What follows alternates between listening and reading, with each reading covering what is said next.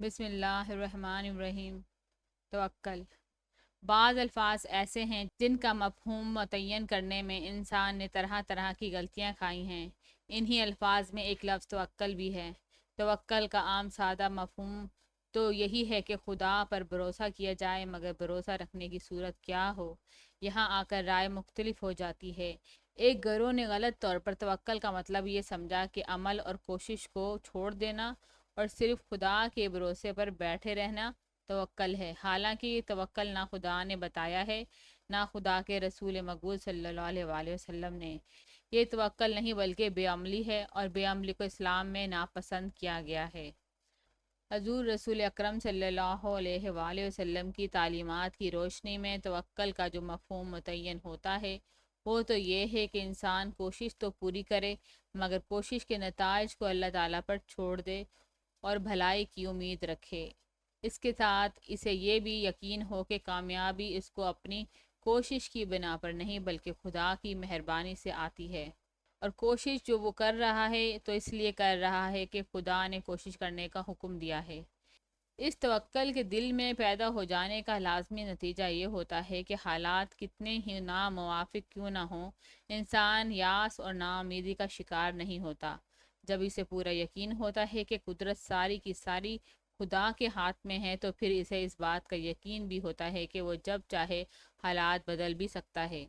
یہ ٹھیک ہے کہ دنیا عالم اسباب ہے، یہاں کے ہر واقعے کے پیچھے عموماً کوئی سبب ضرور ہوتا ہے، مگر ایک اور حقیقت اس سے بھی بڑی ہے، اور وہ یہ ہے کہ خدا مسبب الاسباب ہے۔ جب اسے کسی فرد یا قوم کو کوئی کامیابی عطا کرنی ہوتی ہے، وہ اسباب ہی ایسے پیدا کر دیتا ہے جن کے نتائج کے طور پر وہ کامیابی حاصل ہو جاتی ہے۔ یہی وہ توکل ہے جس کا خدا نے حکم دیا، اور رسول مقبول صلی اللہ علیہ وآلہ وسلم نے ساری عمر اس پر عمل کیا اور مسلمانوں کو تلقین کی کہ اسے اپنے اندر پیدا کرنے کی کوشش کریں۔ اسی توکل کی بنا پر قرون اولیٰ کے مسلمانوں میں بے پناہ استقلال، عزم، جرات اور بے باکی پیدا ہو چکی تھی۔ متوکل جو صحیح معنوں میں متوکل ہو، شدید سے شدید حالات میں بھی یاس کا شکار نہیں ہوگا، مشکل سے مشکل اوقات میں بھی بے صبری کا اظہار نہیں کرے گا، اور پرخطر سے پرخطر راہوں میں بھی کم ہمتی اور بزدلی نہیں دکھائے گا۔ جب کامیابی اس ضعیف البنیان کی کوششوں کی بنا پر نہیں بلکہ اس قادر متعلق کے حکم کے بنا پر آتی ہے جو سب کچھ کر سکتا ہے، تو پھر مایوسی کیوں؟ ہاں، انسان کا فرض ہے کہ انتہائی کوشش کرے، کیونکہ خدا نے اسے انتہائی کوشش کرنے کا حکم دیا ہے، اور خدا کے حکم کی نافرمانی کر کے اسے خدا کی رحمت اور امداد کی توقع رکھنے کا حق نہیں۔ اس بات کو ایک آسان مثال کے ذریعے سے سمجھایا جا سکتا ہے۔ کسی علاقے کا واٹر ورکس اس علاقے کے گھروں میں پانی پہنچاتا ہے۔ یہ پانی جو گھروں کو مل رہا ہے اصل میں واٹر ورکس سے مل رہا ہے، مگر پانی کو گھروں تک پہنچانے کے لیے نلوں کا جال بچھا ہوا ہے۔ یہ نل خود گھروں کو پانی نہیں دیتے، بلکہ واٹر ورکس کے دیے ہوئے پانی کو گھروں تک پہنچانے کے ذریعے ہیں۔ یہی حال اس دنیا میں ہماری کوششوں اور اسباب کا ہے۔ وہ خود کامیابی نہیں دے سکتے، بلکہ اللہ تعالیٰ کی عطا کردہ کامیابی کو ہم تک پہنچانے کے ذرائع بنتے ہیں۔ اگر کوئی شخص یہ کہے کہ پانی کے نل ہی در حقیقت پانی پیدا کر رہے ہیں، تو ہم اس پر ہنسیں گے کہ کیسی نادانی کی بات کر رہا ہے۔ ایسے ہی نادانی ہم کرتے ہیں جب ہم یہ سمجھتے ہیں کہ ہماری کوشش ہی در حقیقت کامیابی لا رہی ہے۔ توکل کرنے والے اور توکل نہ کرنے والے میں یہ بڑا بنیادی فرق ہے کہ توکل کرنے والا اپنی انتہائی کوشش کر کے بھی کامیابی کو خدا کی مہربانی کا نتیجہ قرار دیتا ہے۔ توکل نہ کرنے والا کامیابی کو اپنی کوشش کا نتیجہ سمجھتا ہے۔ چنانچہ توکل کرنے والے کو اپنی صحیح کوشش کے بعد کامیابی نظر آئے یا نہ آئے، وہ کوشش جاری رکھتا ہے، کیونکہ اس نے تو پہلے ہی کامیابی کو کوششوں کا نتیجہ نہیں سمجھا تھا، بلکہ کوشش فرمانبرداری کے لیے کی تھی، اور فرمانبرداری تو ساری زندگی ضروری ہے۔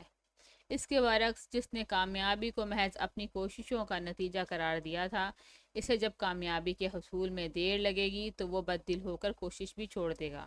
اس طرح توکل ہونا در حقیقت صحیح و عمل جاری رکھنے کی طرف ابھارنا ہے، اور توکل نہ کرنا اس خطرے میں مبتلا کر دیتا ہے کہ بد دل ہو کر صحیح و عمل کو چھوڑ دیا جائے۔ چنانچہ جو لوگ توکل کا یہ مفہوم سمجھتے ہیں کہ بے عمل رہ کر کامیابی کے لیے خدا پر بھروسہ رکھا جائے، ذرا خیال کیجئے کہ انہوں نے اس لفظ کا مفہوم کتنا غلط سمجھا ہے۔ جو دل خدا کی محبت سے سرشار ہوتے ہیں، ان میں دوسری اعلیٰ صفات کے علاوہ یہ توکل کی صفت بھی بدرجہ اتم پائی جاتی ہے۔ یہ توکل انہیں ہمیشہ ثابت قدم، پر امید، بہادر، نڈر اور شجاع بنائے رکھتا ہے۔ اللہ تعالیٰ نے سورہ فرقان آیت نمبر 58 میں توکل کی تلقین کرتے ہوئے فرمایا ہے، اور اس زندہ پر بھروسہ کرو جس کو موت نہیں، اور اس کی تعریف کے ساتھ اس کی پاکی بیان کرو، وہ اپنے بندوں کے گناہوں سے کافی خبردار ہے۔ سورہ شعراء آیت نمبر 217 تا 219 میں ارشاد ہوا ہے، اور اس غالب مہربان پر بھروسہ رکھو جو تجھے اس وقت دیکھتا ہے جب تو رات کو اٹھتا ہے، اور سجدہ کرنے والے لوگوں میں تمہاری نقل و حرکت پر نگاہ رکھتا ہے۔ سورہ نحل آیت نمبر 99 تا 100 میں فرمایا ہے، اس شیطان کو ان لوگوں پر تسلط حاصل نہیں ہوتا جو ایمان لاتے اور اپنے رب پر بھروسہ کرتے ہیں۔ اس کا زور تو انہی لوگوں پر چلتا ہے جو اس کو اپنا سرپرست بناتے اور اس کے بہکانے سے شرک کرتے ہیں۔ سورہ ال عمران آیت نمبر 159 تا 160 میں بیان ہوا ہے، پھر جب اے نبی تمہارا عزم کسی رائے پر مستحکم ہو جائے تو اللہ پر بھروسہ کرو۔ اللہ کو وہ لوگ پسند ہیں جو اسی کے بھروسے پر کام کرتے ہیں۔ اللہ تمہاری مدد پر ہو تو کوئی طاقت تم پر غالب آنے والی نہیں، اور وہ تمہیں چھوڑ دے تو اس کے بعد کون ہے جو تمہاری مدد کر سکتا ہے۔ جو سچے مومن ہیں انہیں اللہ پر بھروسہ کرنا چاہیے۔ حضرت ابن عباس رضی اللہ تعالیٰ عنہ بیان کرتے ہیں کہ رسول خدا صلی اللہ علیہ وآلہ وسلم نے فرمایا کہ میری امت میں سے 70,000 آدمی بغیر حساب کتاب کے جنت میں داخل ہوں گے۔ یہ وہ لوگ ہیں جو منتر نہیں کرتے اور برا شگون نہیں لیتے اور اپنے رب پر بھروسہ کرتے ہیں۔ بخاری۔ اس حدیث میں 70,000 سے غالباً مراد کثیر تعداد ہے، کیونکہ عربی زبان اور محاورے میں یہ عدد کثرت اور غیر معمولی بہتات کے معنوں میں بھی استعمال ہوتا ہے۔ یہاں بھی اس حقیقت کو واضح کیا گیا ہے کہ خدا پر بھروسہ کرنے والے دکھ اور بیماری یا کسی اور تکلیف کے وقت یا کوئی کام کرنے سے پہلے جنتر منتر یا شگون بد لینے جیسے ممنوع افعال کا ارتکاب نہیں کرتے، بلکہ کسی تکلیف کے دور ہونے یا کسی عمل کے کامیاب ہونے کے سلسلے میں خدا ہی پر بھروسہ کرتے ہیں۔ حضرت عمر رضی اللہ تعالیٰ عنہ بن خطاب بیان کرتے ہیں کہ رسول خدا صلی اللہ علیہ وآلہ وسلم نے فرمایا کہ اگر تم اللہ پر اسی طرح توکل کرتے جیسے کہ اس پر توکل کرنے کا حق ہے تو تمہیں اس طرح روزی دی جاتی جس طرح کے پرندوں کو دی جاتی ہے کہ وہ صبح بھوکے پیٹ نکلتے ہیں اور شام کو پیٹ بھرے واپس آتے ہیں۔ ترمذی۔ یہ جو حضور صلی اللہ علیہ وآلہ وسلم نے فرمایا کہ تمہیں اس طرح روزی دی جاتی جیسے پرندوں کو دی جاتی ہے، اس سے یہ غلط فہمی نہ ہونی چاہیے کہ یہاں توکل سے مراد یہ ہے کہ روزی کے لیے جد و جہد نہ کی جائے، کیونکہ پرندے بھی تو جد و جہد کر کے ہی روزی پاتے ہیں۔ وہ اپنے گھونسلے سے روزی کی تلاش میں نکلتے ہیں، ادھر ادھر اڑتے پھرتے ہیں، روزی کو تلاش کرتے رہتے ہیں، جہاں کہیں دانہ دن کا پاتے ہیں وہاں اڑ کر جاتے ہیں، اور اس دانے کو اس طرح حاصل کرتے ہیں کہ ساتھ ساتھ ادھر ادھر دیکھتے بھی جاتے ہیں کہ کہیں کوئی انہیں پکڑ نہ لے، تب کہیں جا کر انہیں روزی ملتی ہے۔ یہاں پرندوں سے تشبیہ دینے کا مطلب بظاہر یہی محسوس ہوتا ہے کہ جس طرح پرندے روزی تلاش کرتے ہیں تو اللہ تعالیٰ انہیں روزی عطا فرما دیتا ہے اور وہ شام کو پیٹ بھر کر ہی واپس آتے ہیں۔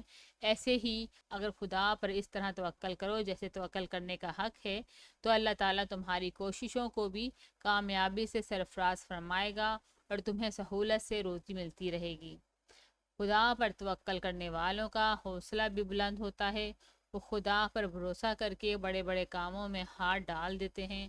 اگر وہ کام پایہ تکمیل کو پہنچ گئے تو وہ اتراتے نہیں اور فخر میں نہیں آتے، کیونکہ ان کا تو ایمان ہوتا ہے کہ کامیابی ہماری کوششوں سے نہیں، خدا کی مہربانی سے آتی ہے، اور اگر کسی وجہ سے وہ کام پایہ تکمیل تک نہ پہنچ سکیں تو وہ ایسی دل شکستگی کا شکار بھی نہیں ہوتے کہ آس و امید چھوڑ کر بیٹھ جائیں۔ سورہ حدید آیت نمبر 22 تا 23 میں اللہ تعالیٰ نے فرمایا ہے، کوئی مصیبت ایسی نہیں جو زمین میں یا تمہارے اپنے نفس پر نازل ہوئی ہو، اور ہم نے اس کو پیدا کرنے سے پہلے ایک کتاب میں لکھ نہ دیا ہو۔ ایسا کرنا اللہ کے لیے بہت آسان ہے۔ یہ سب کچھ اس لیے ہے تاکہ جو کچھ بھی نقصان تمہیں ہو اس پر تم دل شکستہ نہ ہو، اور جو کچھ اللہ تمہیں عطا فرمائے اس پر پھول نہ جاؤ۔ ابتدا میں اسلام قبول کرنے والوں نے کفار کے ہاتھوں جو مظالم سہے تھے، آج بھی انہیں پڑھ کر کلیجہ منہ کو آتا ہے۔ کیا کیا سختیاں تھیں جو ان پر نہ توڑی گئیں، اور کیا کیا شدائد تھے جو خود حضور صلی اللہ علیہ وآلہ وسلم کی راہ میں رکاوٹیں بن کر نہ آئے، مگر یہ اللہ تعالیٰ پر بھروسہ ہی تھا جس نے حضور صلی اللہ علیہ وآلہ وسلم اور مسلمانوں کو ناامید نہ ہونے دیا۔ حضرت ابو بکر رضی اللہ تعالیٰ عنہ بیان کرتے ہیں کہ میں غار ثور میں رسول خدا صلی اللہ علیہ وآلہ وسلم کے ساتھ تھا۔ میں نے اپنا سر اٹھایا تو ان لوگوں کے قدم دیکھے جو ہمارا پیچھا کرتے کرتے غار کے منہ تک پہنچ چکے تھے۔ میں نے عرض کیا کہ اے خدا کے نبی، اگر ان میں سے کسی نے اپنی نگاہ نیچی کی تو ہمیں دیکھ لے گا۔ حضور صلی اللہ علیہ وآلہ وسلم نے فرمایا کہ اے ابو بکر خاموش رہے، ہم دو ہیں مگر ہمارے ساتھ تیسرا اللہ تعالیٰ ہے۔ بخاری۔ حضرت جابر رضی اللہ تعالیٰ عنہ بیان کرتے ہیں کہ میں نے رسول خدا صلی اللہ علیہ وآلہ وسلم کو فرماتے سنا کہ تم میں سے جو کوئی بھی مرے اسی حالت میں مرے کہ وہ خدا سے نیک گمان رکھتا ہو اور اس کی رحمت کا امیدوار ہو۔ ابن ماجہ۔ حضرت ابن عباس رضی اللہ تعالیٰ عنہ بیان کرتے ہیں کہ حسبنا اللہ و نعم الوکیل، یعنی کافی ہے ہمارے لیے اللہ اور وہ کیا ہی اچھا کارساز ہے۔ یہ کلمات حضرت ابراہیم علیہ السلام نے اس وقت کہے جب انہیں آگ میں ڈالا گیا، اور حضرت محمد صلی اللہ علیہ وآلہ وسلم نے اس وقت کہے جب منافقوں نے مسلمانوں کو کفار کی جنگی طاقت سے ڈرانے کے لیے کہا کہ تمہارے خلاف بڑے لوگ جمع ہو گئے ہیں، ان سے ڈرو۔ تو یہ سن کر ڈرنے کی بجائے مسلمانوں کا ایمان اور زیادہ بڑھ گیا، اور انہوں نے جواب دیا کہ حسبنا اللہ و نعم الوکیل، یعنی کافی ہے ہمارے لیے اللہ اور وہ کیا ہی اچھا کارساز ہے۔ بخاری۔ حضرت عبداللہ بن عباس رضی اللہ تعالیٰ عنہ بیان کرتے ہیں کہ حضرت عمر رضی اللہ تعالیٰ عنہ بن خطاب رضی اللہ تعالیٰ عنہ شام کی طرف گئے جہاں مسلمان فوجیں جہاد کر رہی تھیں۔ جب آپ سردق کے مقام پر پہنچے تو بلاد شام کے امرائے فوج یعنی حضرت ابو عبیدہ بن جراح اور ان کے ساتھی انہیں آ کر ملے، اور انہوں نے حضرت عمر رضی اللہ تعالیٰ عنہ کو بتایا کہ شام میں وبا پھیلی ہوئی ہے۔ حضرت ابن عباس رضی اللہ تعالیٰ عنہ بیان کرتے ہیں کہ ان پر حضرت عمر رضی اللہ تعالیٰ عنہ نے مجھے فرمایا کہ میرے پاس مہاجرین اولین کو لاؤ۔ میں انہیں بلا لایا۔ حضرت عمر رضی اللہ تعالیٰ عنہ نے ان سے مشورہ کیا اور انہیں بتایا کہ شام میں وبا پھیلی ہوئی ہے۔ انہوں نے مختلف رائے دی، ان میں سے بعض نے تو یہ کہا کہ آپ ایک کام کے لیے نکلے تھے اور ہمیں مناسب معلوم نہیں ہوتا کہ آپ اسے چھوڑ کر واپس چلے جائیں، اور بعض نے کہا کہ آپ کے ساتھ بقیت السلف اور رسول خدا صلی اللہ علیہ وآلہ وسلم کے صحابہ ہیں، اور ہم اس بات کو مناسب نہیں سمجھتے کہ آپ انہیں اس وبا میں لے کر جائیں۔ اس پر حضرت عمر رضی اللہ تعالیٰ عنہ نے فرمایا کہ اچھا تم چلے جاؤ۔ پھر مجھے کہا کہ انصار کو میرے پاس بلا لاؤ۔ بس میں انہیں ان کے پاس بلا لایا تو انہوں نے ان سے مشورہ کیا، تو انصار نے بھی مہاجرین ہی کا ساتھ طرز عمل اختیار کیا اور انہیں کی طرح مختلف رائے دیں۔ حضرت عمر رضی اللہ تعالیٰ عنہ نے انہیں بھی یہی فرمایا کہ اچھا تم چلے جاؤ، اور پھر مجھے فرمایا کہ قریش کے وہ عمر رسیدہ لوگ جو مہاجرین فتح مکہ میں سے ہیں، ان میں سے جو بھی یہاں موجود ہو انہیں میرے پاس لے آؤ۔ پس میں انہیں بلا لایا تو ان میں سے دو نے بھی اس معاملے میں باہم اختلاف نہ کیا اور کہا کہ ہماری رائے یہ ہے کہ آپ ساتھ والے لوگوں کو لے کر واپس چلے جائیں اور انہیں وبا کے سامنے نہ لائیں۔ لہٰذا حضرت عمر رضی اللہ تعالیٰ عنہ نے اعلان کروا دیا کہ میں کل صبح واپس ہونے کے لیے اونٹ پر سوار ہو جاؤں گا۔ چنانچہ آپ کے ساتھ لوگ بھی صبح واپسی کے لیے سوار ہو گئے۔ حضرت ابو عبیدہ بن جراح کو حضرت عمر رضی اللہ تعالیٰ عنہ کا یوں لوٹ جانا پسند نہ آیا، اور انہوں نے کہا کہ کیا آپ خدا کی تقدیر سے بھاگ رہے ہیں؟ حضرت عمر رضی اللہ تعالیٰ عنہ کو یہ بات ناپسند ہوا کرتی تھی کہ حضرت ابو عبیدہ کے ساتھ اختلاف رائے ہو جائے۔ انہوں نے فرمایا اے ابو عبیدہ، کاش یہ بات تمہارے بجائے کوئی اور کہتا۔ ہاں، ہم اللہ کی تقدیر سے بھاگ رہے ہیں، مگر اللہ کی تقدیر سے بھاگ کر اللہ کی تقدیر ہی کی طرف جا رہے ہیں۔ ذرا غور کرو کہ اگر تمہارا کوئی اونٹ ہو اور تم اسے کسی ایسے نالے میں لے جاؤ جس کے دو کنارے ہوں، ایک سرسبز و شاداب ہو اور دوسرا خشک اور سخت۔ اب اگر تم اپنے اونٹ کو سرسبز و شاداب کنارے پر چراؤ گے تو بھی تم نے خدا کی تقدیر ہی سے اسے چرایا، اور اگر خشک اور سخت کنارے پر چراؤ گے تو بھی خدا کی تقدیر ہی سے چرایا۔ اسی اثناء میں حضرت عبد الرحمن بن عوف آ گئے جو اپنے کسی کام سے باہر گئے ہوئے تھے۔ یہ بات سن کر انہوں نے فرمایا کہ میرے پاس اس صورتحال کے بارے میں علم موجود ہے، اور پھر بتایا کہ میں نے رسول خدا صلی اللہ علیہ وآلہ وسلم کو فرماتے سنا کہ تم کسی سرزمین کے بارے میں سنو کہ وہاں وبا پھیلی ہوئی ہے تو وہاں مت جاؤ، اور جب تمہارے اپنے علاقے میں وبا پھیل جائے تو اس سے بھاگ کر اس علاقے سے باہر مت جاؤ۔ حضرت عبداللہ رضی اللہ تعالیٰ عنہ بن عباس رضی اللہ تعالیٰ عنہ بیان کرتے ہیں کہ یہ حدیث سن کر حضرت عمر رضی اللہ تعالیٰ عنہ نے خدا کا شکر ادا کیا کہ انہوں نے درست فیصلہ کیا تھا اور واپس لوٹ گئے۔ مسلم۔ اس حدیث سے واضح ہو جاتا ہے کہ توکل کا مطلب یہ بھی نہیں کہ انسان ارادتاً اور بے فائدہ اپنے آپ کو خطرات میں ڈال دے۔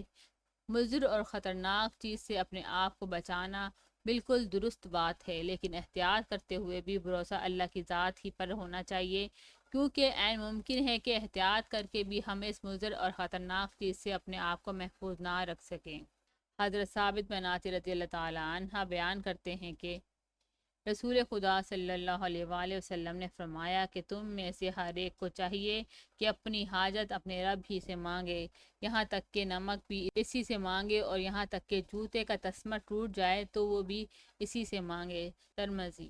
اس حدیث سے جو کچھ مراد ہے وہ یہ ہے کہ انسان کو اس بات پر پورا قلبی یقین ہونا چاہیے کہ اس کی چھوٹی سے چھوٹی حاجت سے لے کر بڑی سے بڑی ضرورت تک کو پورا کرنے والے صرف اللہ کی ذات ہی ہے، اس لیے اسے اپنی ہر ضرورت کے لیے اسی کی طرف رجوع کرنا چاہیے۔ باقی رہی عملی کوشش تو سابقہ احادیث میں بیان ہو چکا ہے کہ جائز کوشش کرنا توکل کے خلاف نہیں، البتہ کامیابی کے لیے بھروسہ اپنی کوششوں پر نہیں، خدا کی رحمت پر ہونا چاہیے، اور اپنی چھوٹی سے چھوٹی ضرورت کے لیے بھی اللہ سے دعا کرنی چاہیے۔ اللہ رب العالمین نے اپنی ضعیف البنیان انسان کو اپنی زبردست و برتر ذات پر بھروسہ کرنے کا حکم دے کر دراصل اسے طاقت کا خزانہ عطا فرما دیا ہے۔ انسان پر حیف ہے کہ اگر وہ اس بے پناہ طاقت سے فائدہ اٹھانے میں سستی برتے۔